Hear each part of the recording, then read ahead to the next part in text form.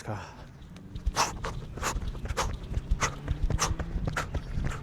I'm just gonna do some leg swings, make sure I don't pull something. Oh, oh, oh, oh. That would not be ideal for the challenge that I'm doing right now.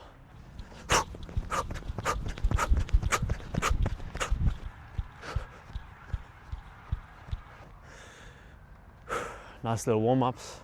I know I'm in shorts right now, but it is still pretty cold. It's 13 degrees. I'm gonna take this off, and I think it will force me to stay warm, you know? We've got 11 seconds.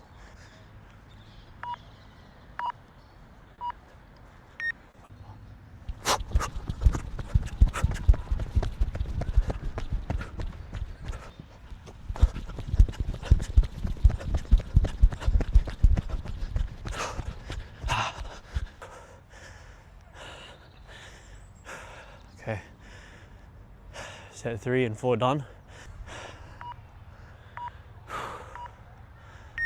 Here we go, set 5.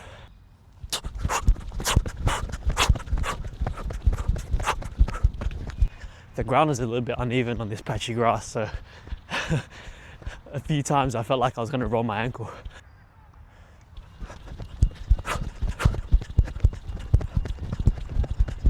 I've just done about 6 sets of 25-meter sprints, gradually building up the pace and the intensity.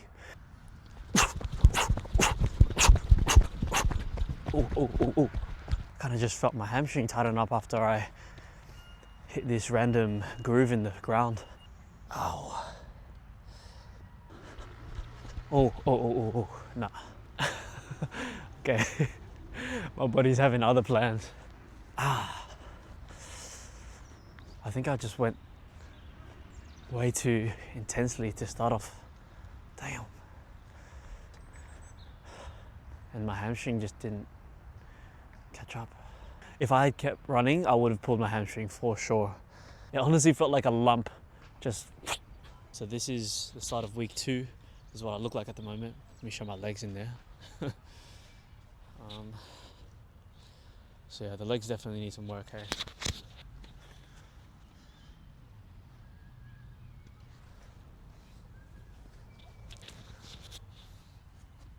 So I haven't trained upper body today. Haven't got any pump whatsoever.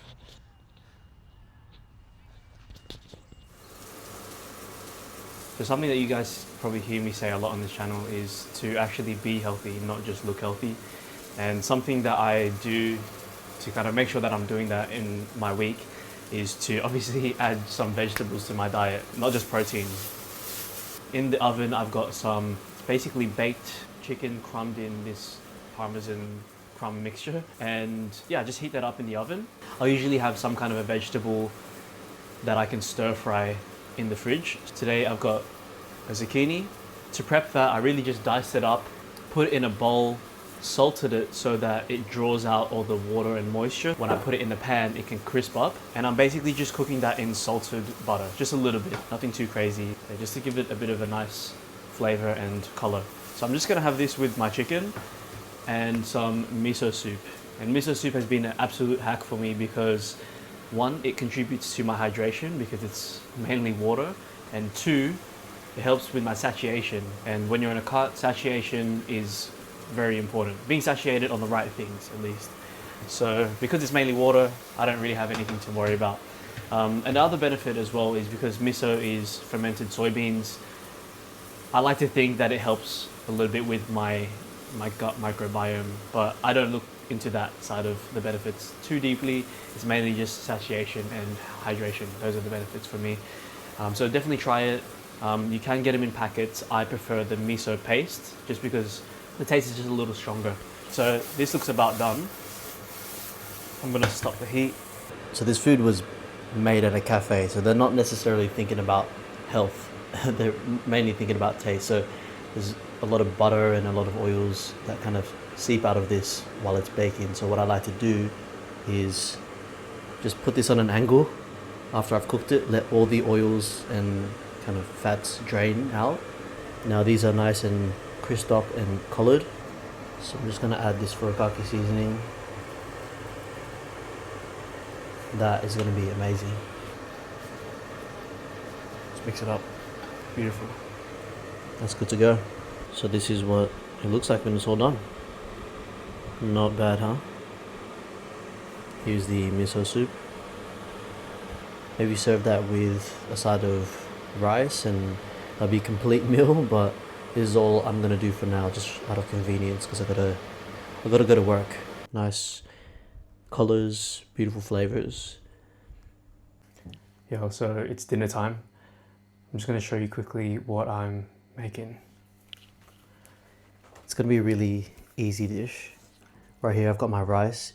As you can see, it's already done now, but it's been cooking in vegetable and chicken stock. I've also added a spring onion, some slices of ginger, and a few garlic cloves to give it some fragrance. That's gonna be really nice. It's not too strong. Then here I've got some fish that I'm gonna bake. Oven's preheating right now, but this is cod. Whitefish is really delicate and is perfect for baking. So if you cook it right, slightly underdone, once you get it to serve, it gets really buttery. It's not like salmon, where salmon is quite fatty. Your whitefish, like this cod here, is really light. This, we've got some eggplants at the top and zucchinis at the bottom. I actually salted them so that it drew out the moisture and the water, drained it, patted it dry with a paper towel, so that when I put it in this searing hot pan, it will get some really nice golden caramelization. I'm gonna fry those in this chili and garlic that I diced up. I'm gonna pop it in there with a bit of butter and maybe some oil. But anyway, I wanted this to be a really simple dinner. Yeah, it's pretty easy to make. It just takes a bit of multitasking. I got some butter in here, but I've also got some extra virgin olive oil to help the butter not burn. I'll be cooking them mostly on their skin side down, then tossing them through. I put lemon slices, really thinly cut lemon slices on them because it helps cut that, in Tagalog we call it malansa.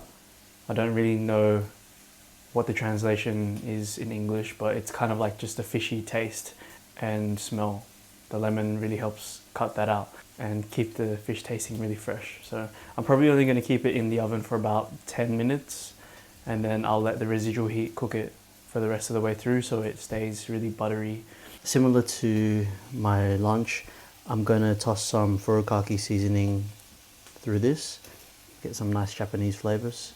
I'm trying to cook these mainly on their skin side down because nobody really likes a tough, eggplant skin or zucchini skin, right? So then, yeah, once those are done and mostly cooked through, I'll toss them up, cook them a little bit more, get that caramelization, and we'll be in business.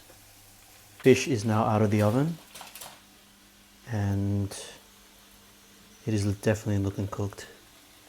And how we can kind of test that is just add a little bit of pressure to the fork and see if it breaks it. Look at that. Perfect. So I've already plated everything other than the fish. Fish is just ready to go on. You can probably add like a wedge of lime or lemon to that, but I honestly cannot be bothered.